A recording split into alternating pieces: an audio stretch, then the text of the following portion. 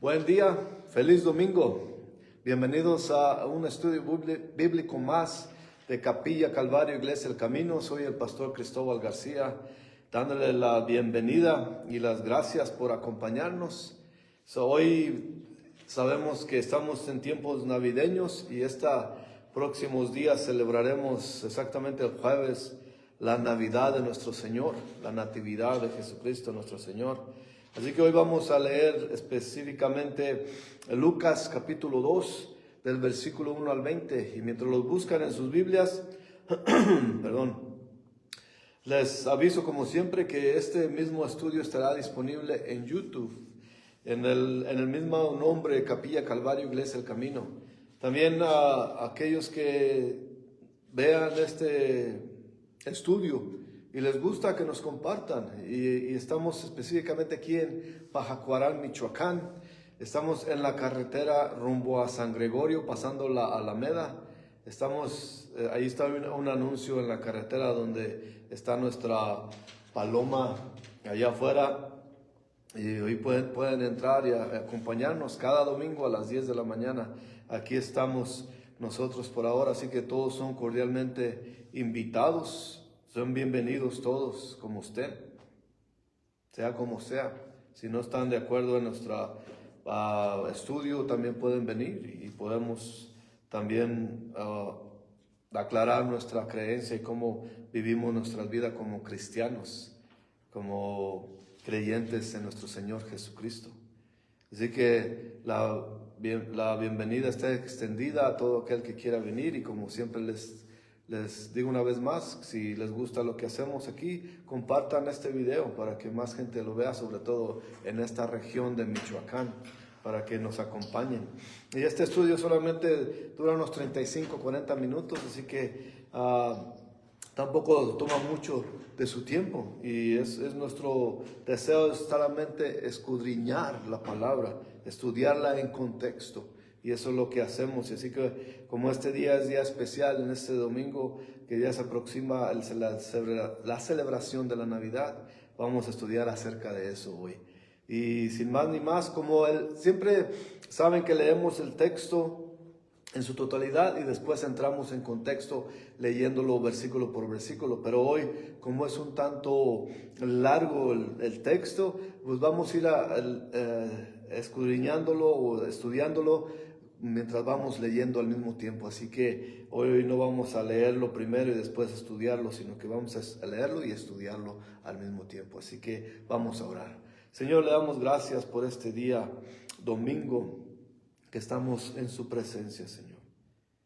Venimos con toda humildad, Señor, agradeciendo que un día usted se apiadó de este mundo, Señor, y que no había nadie que pudiera ocupar el lugar del pecador, nadie limpio. Así que usted, en su grandeza, en su omnipotencia, decidió bajar al mundo en forma de bebé. Y no se quedó bebé, Señor, sino que su misión era crecer y seguir siendo santo, perfecto, en su humanidad y en su deidad, Señor. Y ese niño tenía un propósito de morir por los pecados del mundo, Señor. Y por eso le damos gracias, porque sin usted no estuviéramos salvos, ni pudiéramos ser salvos, Señor. Porque usted, Señor Dios, en su gran poder pudo destruir esta tierra y crear una nueva raza o crear nueva gente. Pero usted se apiadó por su amor, mandó a su hijo que naciera como bebé para que un día muriera por nosotros, Señor. Gracias, Padre.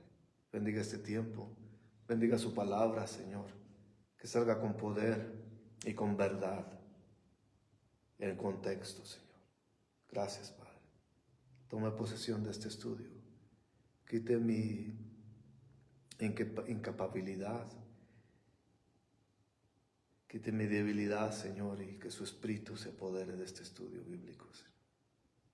Y que salga con poder a los oídos de los que nos acompañan a través de la distancia, Señor. Se lo pedimos en el nombre de Jesucristo nuestro Señor. Amén. Bueno, aquí vemos Lucas 2. Vemos como dice, aconteció en aquellos días que se promulgó un edicto de parte de Augusto César, que todo el mundo fuese empadronado. Y el versículo 2 dice, este primer censo se hizo siendo Cireneo gobernador de Siria. Vemos aquí que como Lucas escribe aquí, y aparte de ser un doctor, él siempre en lo que es el libro de su evangelio, lo que es su evangelio, él trataba siempre de dar datos y demostrar que no eran ficticias las cosas, sino que daba datos y daba nombres para corroborar que sí es exactamente lo que está sucediendo. César Augusto era el emperador romano en el año 31 antes de Cristo al 14 después de Cristo. Cireneo era gobernador de Siria. Le tocó también ser sería, si no el administrador especial, aparte del organizador también. Es ese gran censo para facilitar el pago de impuestos. El único censo ligado con Cireneo en documentos extrabíblicos datan del año 6 después de Cristo. Ese es muy tarde para ver lo que estamos mencionando aquí. Es decir, no concuerdan las fechas. Pero muchos consideran que por esa manera de ver que no concuerdan las fechas, el relato del doctor Lucas como lo dicen como que es erróneo, que él está mal en cuanto a las fechas. Pero es posible que Cireneo fue gobernador en 2 ocasiones, porque hay un vacío en los récords públicos, récords que son extra bíblicos, del año 4 antes de Cristo al año 1 después de Cristo. Hay un espacio donde no hay récords, donde no hay información. Y en ese lapso había un gobernador que se llamaba Vario y otro Gallo, César. Gallo César era en ese tiempo junto con el gobernador Vario. El problema es que después del vacío sigue la muerte de Herodes, que fue el tiempo del nacimiento de Jesús. La explicación puede muy bien ser que el periodo de tiempo que tomó el censo se extendió desde Varío hasta Cireneo. Por eso se asocia con el gobernador que lo terminó algún tiempo durante el periodo inmediato después de la muerte de Herodes. En este caso quiere decir que Lucas comprime los datos históricos como era común en ese tiempo. Y no es un error. En todo caso, lo que Lucas dice es que el censo precedió la gobernatura de Cireneo. Así que no es erróneo. Y todo esto para decir que están dando fechas. O sea que no está hablando de algo ficticio, de algún cuento, de alguna historia popular, sino de datos fidedignos para poder decir que esto realmente pasó y se puede corroborar. El versículo 3 y 4 de aquí de Lucas 2 nos dice, iban todos para ser empadronados, cada uno a su ciudad. Y José subió de Galilea, de la ciudad de Nazaret, a Judea, a la ciudad de David, que se llama Belén, por cuanto era de la casa de la familia de David. La registración se llevaba a cabo en la ciudad natal.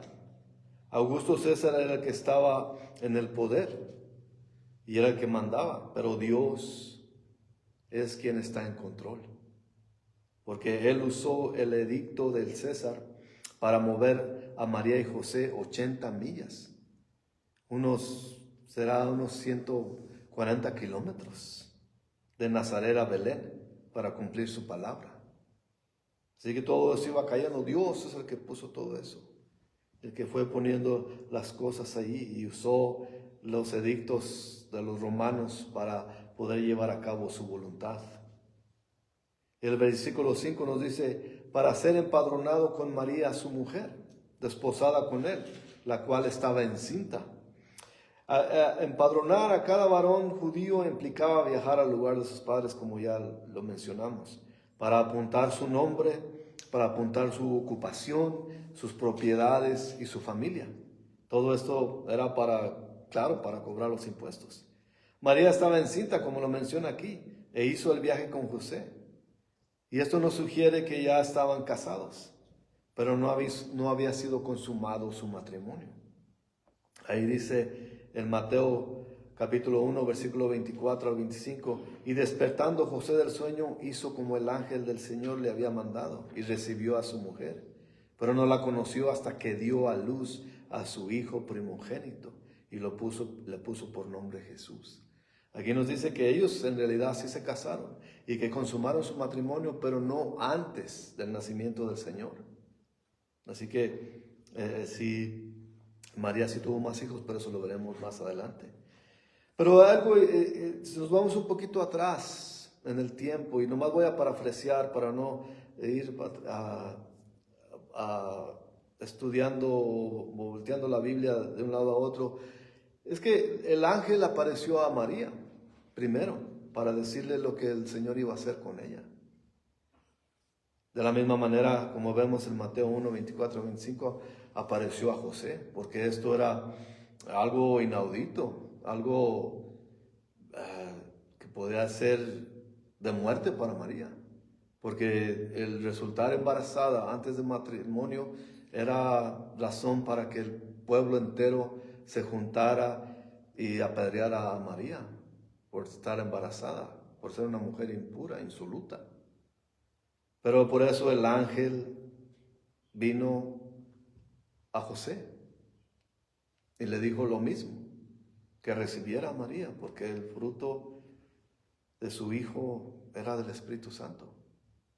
Así que tenemos esos detalles que podemos ver, pero aquí nos estamos viendo la realidad del nacimiento de nuestro Señor. Pero como siempre, ustedes que me conocen ya saben que me gusta un tanto ver en los caracteres, en este caso María y José. María, una mujer pura, quizá una adolescente todavía, y ella tuvo el valor de obedecer a Dios.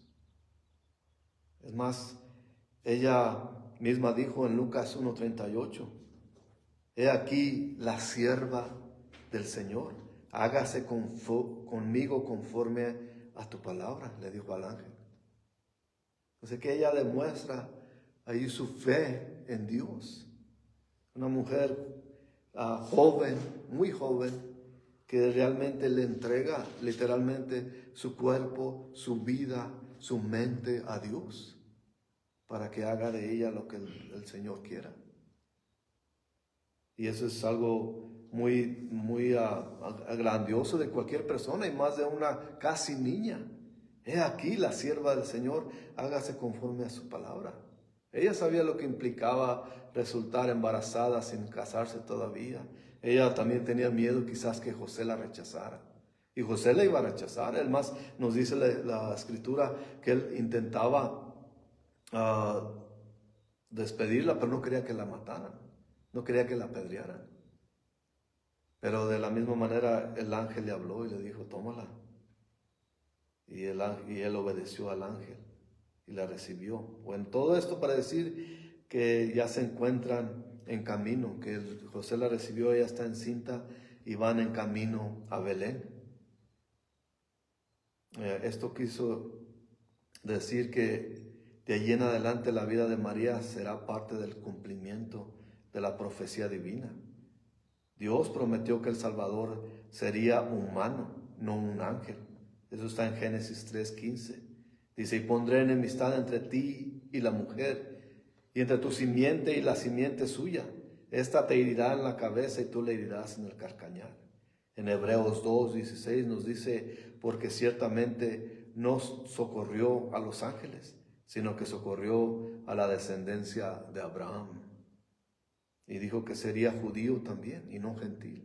En Génesis 12:1-3 dice, pero Jehová había dicho a Abraham, vete de tu tierra y de tu parentela y de la casa de tu padre y de la tierra a la tierra que te mostraré. Y haré de ti una nación grande y te bendeciré y engrandeceré tu nombre y serás bendición. Bendeciré a los que te bendijeren, y a los que te maldijeren maldiciré, y serán benditas en ti todas las familias de la tierra. También dijo el Señor que sería de la tribu de Judá. Eso está en Génesis 49, versículo 10. No será quitado del cetro de Judá, ni el legislador de entre sus pies, hasta que venga Silo, y en él se congregarán los pueblos. Y también dijo que sería de la misma estirpe de David, de la familia de David. Eso está en Samuel, segunda de Samuel 7, 16 y 17.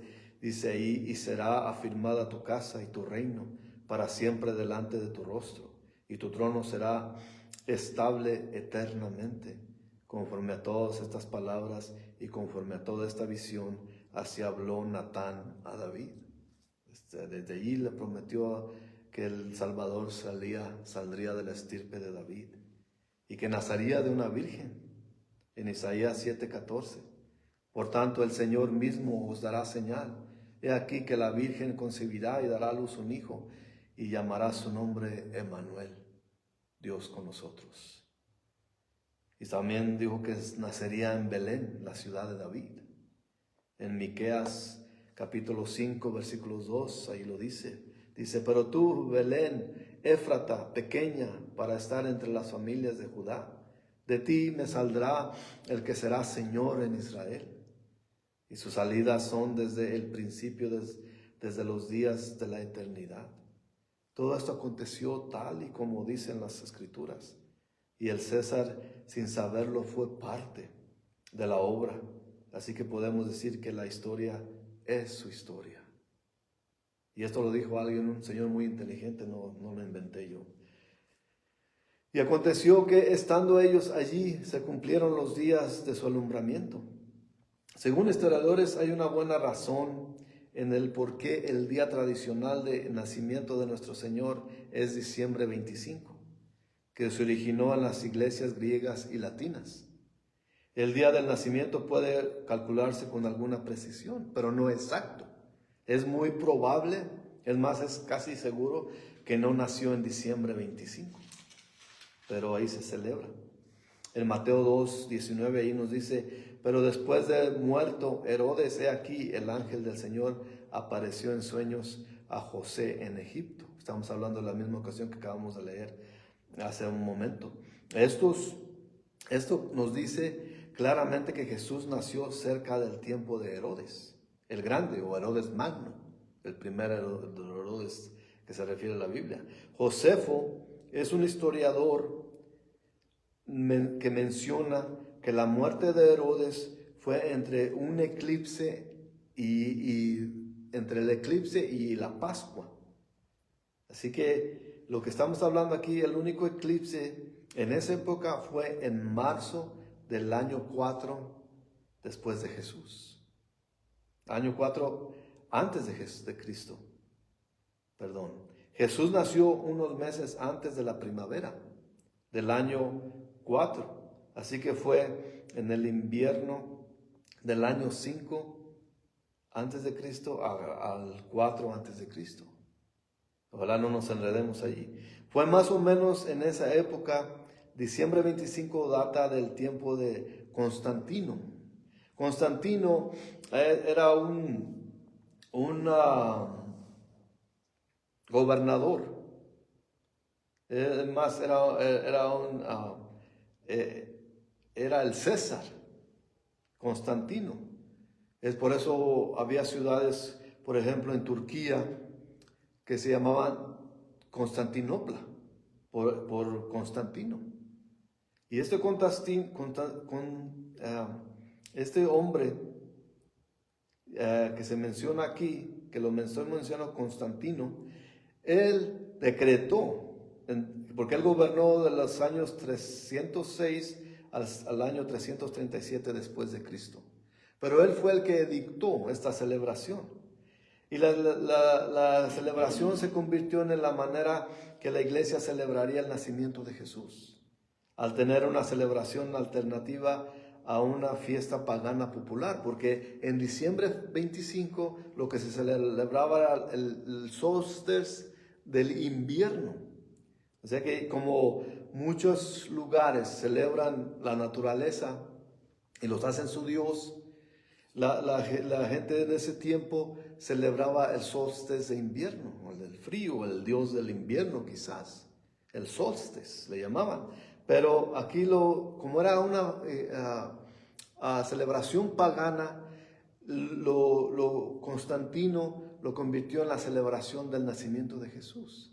Así que no es necesariamente la fecha 25 de diciembre cuando nació Jesús. Así que esto nos quiere decir que solamente lo hicieron para celebrar el nacimiento de Jesús como alternativa a una fiesta pagana. Y esta vez, cuando vemos aquí cómo se celebran las fiestas, se va de una celebración religiosa a un carnaval. Es una fiesta carnavalesca, porque se olvidan del nacimiento de Jesús y celebran con mucha algarabía y con mucho alcohol, con mucha fiesta, con mucho baile. Eso es por eso vemos aquí que en ese tiempo hacían eso, y Constantino instituyó la celebración de la Navidad para contrarrestar esa celebración pagana. Pero ahora vemos que ya está mezclado según la religiosidad con lo pagano. Y es una celebración pagana de nuevo, que solamente usan eso como pretexto para celebrar. Y eso es lo que está pasando en estos momentos en el mundo casi completo. El 25 de diciembre ya vemos que es posiblemente que no, pero nació entre diciembre y probablemente abril. Lo más posible, viendo las cosas bien, nació en febrero o marzo el Señor.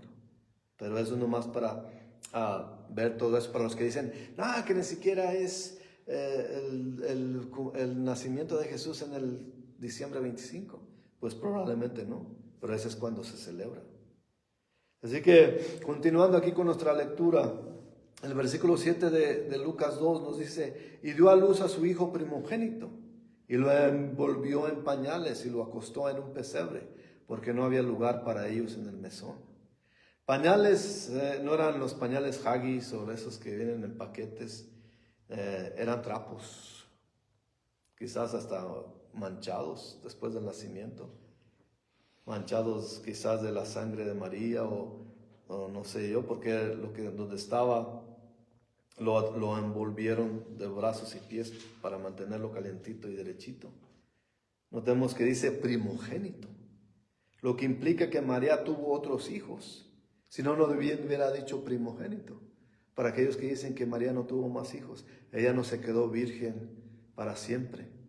Estuvo virgen hasta que nació el Señor. Ya después de eso consumaron su matrimonio con José y tuvo más hijos. Por eso lo ponen aquí, el primogénito. Así que María sí tuvo más hijos. Y eso lo estudiamos, por cierto, los que han estado con nosotros en Marcos 3, del versículo 31 al 35, si quieren regresar allí, están en nuestros estudios, ya sea en YouTube o nada más busquen por Marcos 3, del 31 al 35, y ahí verán este estudio acerca de los otros hijos de María. Pero volviendo aquí a nuestra escena, el pesebre era un tragadero para animales. Jesús, el Rey de Reyes, nació en un establo, en una cueva que servía de corral para los animales, porque no hubo lugar en el mesón. Vemos los arreglos en los lugares comerciales, en las celebraciones que estaba mencionando hace un rato, que ponen muy bonito los animalitos allí, el pastito, todo eso. Pero no era así, de ninguna manera. Era un chiquero, literal. Era un lugar donde encerraban animales porque no había lugar en el mesón. Y ahí vemos con otros caracteres donde ya no le dieron cavidad a María y a José. No le dieron cavidad a Jesús. Así que se fue a un pesebre, a un corral de animales. Ahí nació el Rey. Y todo esto para decir que así como no hubo lugar en el mesón, hoy en día no hay lugar en el corazón de la gente para Jesús. Si hay lugar para celebrar, para festejar, para darse regalos, para darse buenas cenas, para celebrar con vino y amigos, y todo eso está bien, celebrar amigos, pero se les olvida y no hay lugar en su corazón para Jesús. Esa es la gran tristeza de hoy en día, que es una gran celebración mundialmente, pero que no hay lugar en esas celebraciones para Jesús. Y por eso debemos meditar, ¿hay lugar en su corazón para Jesús? Esa es la pregunta que queda en el aire para cada uno de nosotros. El versículo 8, ya continuando, nos dice, ya había nacido Jesús, y en el 8 nos dice, había pastores en la misma región que velaban y guardaban las vigilias de la noche sobre su rebaño. O sea, básicamente velaban en la noche, cuidando a los animales para protegerlos de los ladrones y los animales salvajes. Los pastores eran considerados lo más bajo de la esfera social, porque los pastores ya no se dedicaban más que a sus rebaños. Muchos de ellos eran contratados para hacer eso. Dormían, comían, todo con los animales, cuidándolos siempre. Ellos no tenían tiempo de ir al templo, ni hacer los rituales de purificación, ni nada de eso, así que se consideraban hombres impuros, básicamente. ¿Y por qué los pastores, a la esfera más pobre y más desplazada socialmente hablando, por qué a los pastores y no a los sacerdotes y escribas? Nos preguntamos eso. Al hacer esto, el ángel revela la gracia de Dios hacia la humanidad. Los pastores, por causa de su trabajo, como les dije, se mantenían alejados del templo, ceremonialmente impuros. Y esto nos dice que Dios no llama a los ricos y poderosos. Él llama a los pobres y menospreciados, a los menesterosos, como dice muy seguido su palabra. Y Él llama a lo más bajo de lo bajo. Y eso lo podemos ver como Pablo lo menciona en 1 Corintios, capítulo 1, 26 al 29. Que ese, por cierto, es los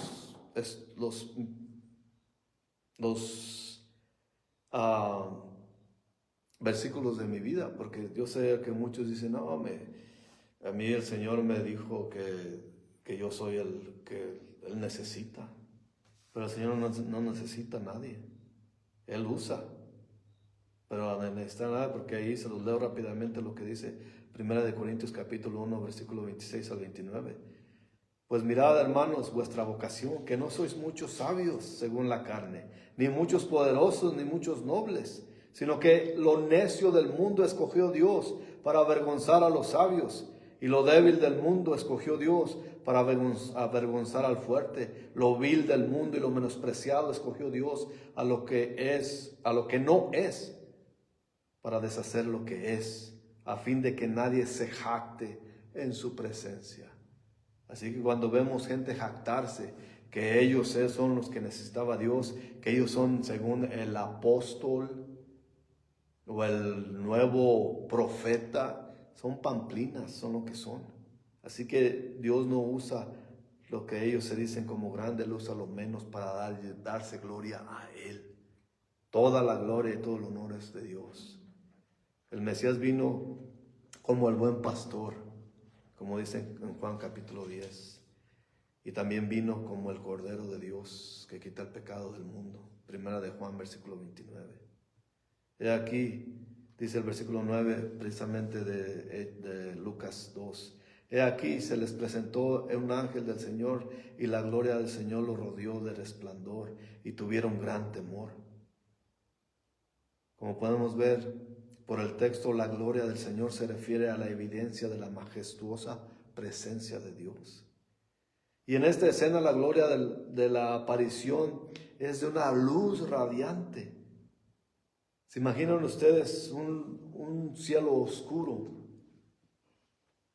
y de repente un gran resplandor que ilumina toda la oscuridad? Esa es la presencia de Dios, la gran luz que es Dios, es el gran resplandor. Pero el ángel les dijo, dice el versículo 10, no temáis, porque aquí os doy nuevas de gran gozo, que será para todo el pueblo.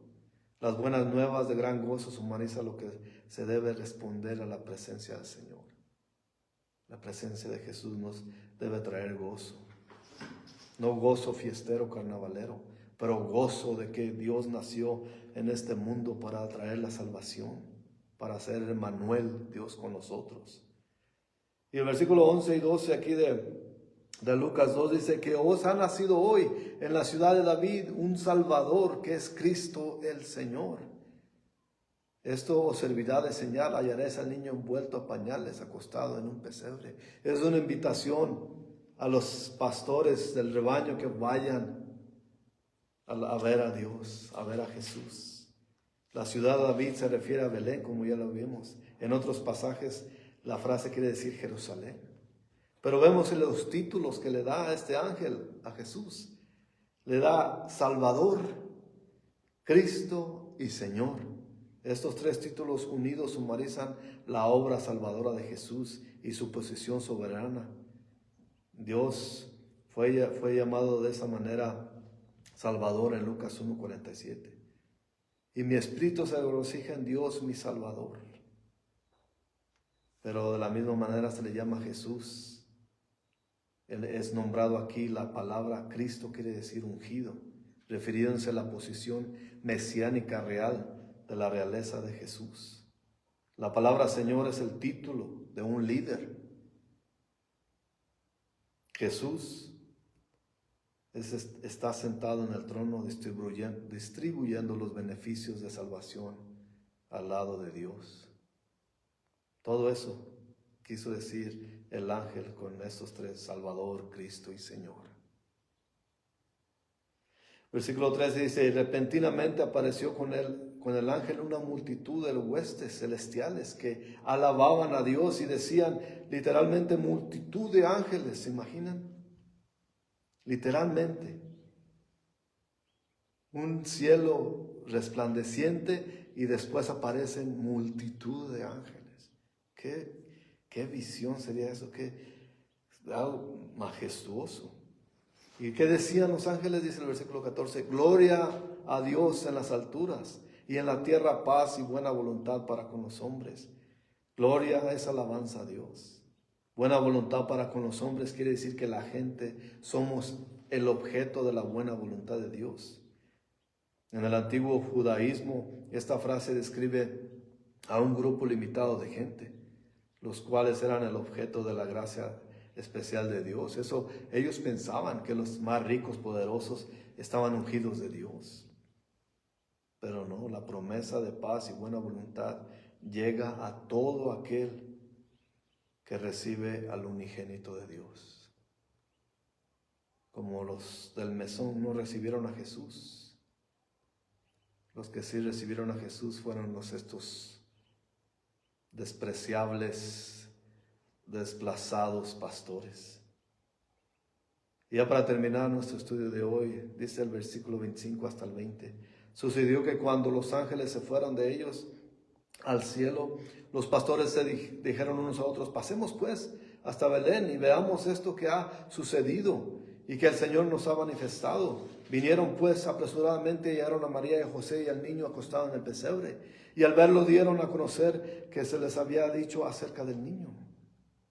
Todos los que oyeron se maravillaron de lo que los pastores decían. Esto quiere decir que ellos no solamente fueron y vieron, pero ellos, mientras salían de ahí, iban diciéndole a todos acerca del niño Jesús. Iban diciéndole a todos los que ellos habían mirado, todo lo que habían experimentado, ellos lo iban declarando. Pero dice el versículo 19: pero María guardaba todas estas cosas, meditándolas en su corazón.